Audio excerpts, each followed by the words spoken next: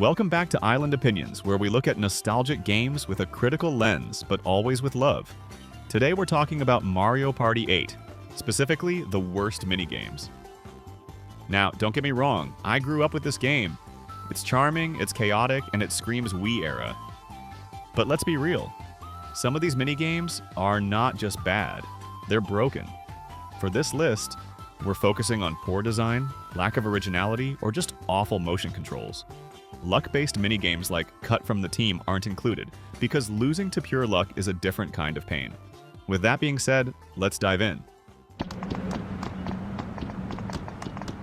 Number 10. Shake It Up.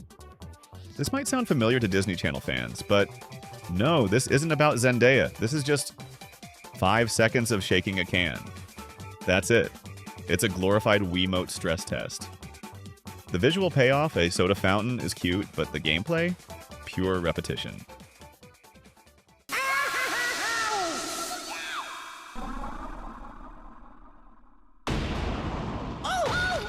Number 9. Frozen Assets.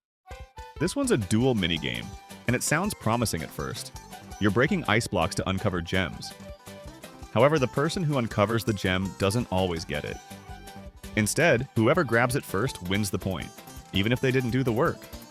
So you could spend the whole round chipping away and your opponent swoops in and wins by pressing a button at the right time. It's less about effort and more about lucky timing, which makes it deeply frustrating in competitive play.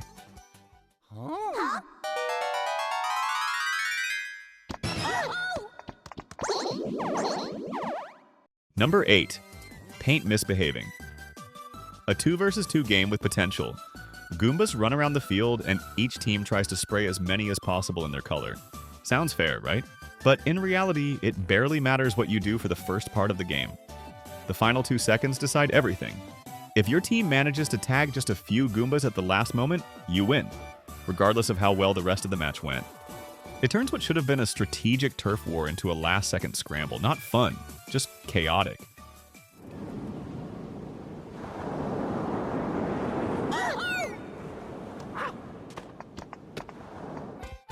Number 7. Glacial Meltdown. This one could have been awesome.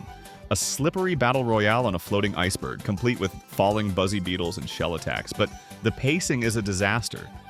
Most rounds just drag on forever, with players slipping around and barely interacting. It's hard to knock anyone off, and without more hazards or tighter controls, it just feels slow and empty. Add more enemies or shrink the arena and this might have worked. As it stands, snooze fest.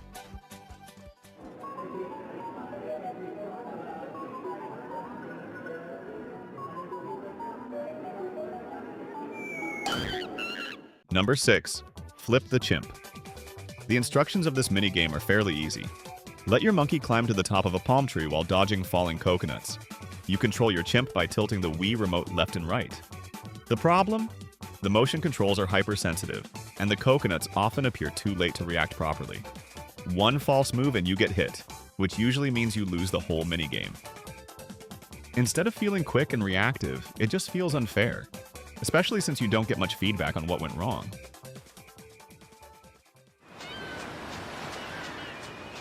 Oh! Oh!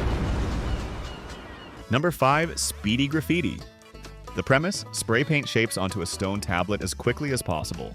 Sounds like a test of accuracy and precision, right? Wrong. You can literally just scribble all over the shape until the tablet breaks. Precision doesn't matter. In fact, not trying to trace the shape is usually faster. So instead of rewarding skill, it encourages mindless mashing.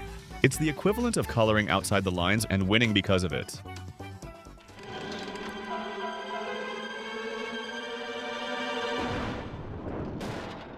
Number 4. Specter Inspector.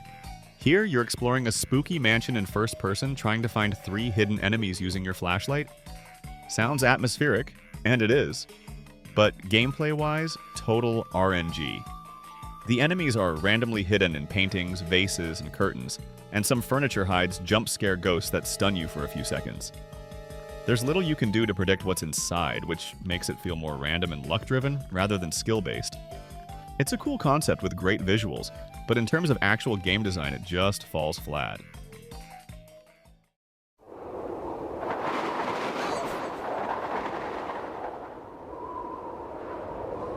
Number 3. Treacherous Tightrope. In this game, your Mario Party friends walk across a tightrope, and you have to tilt the Wii Remote like a balancing pole.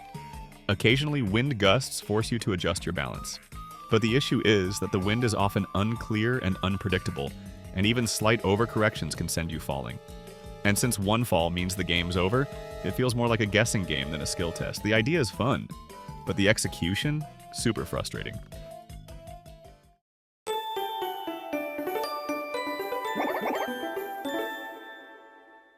Number 2.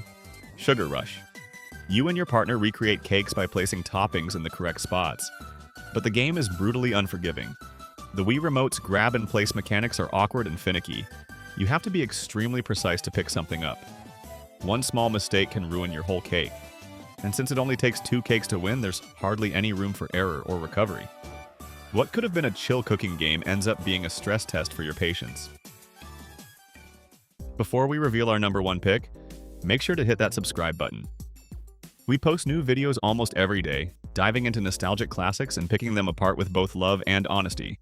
You don't want to miss what's coming next.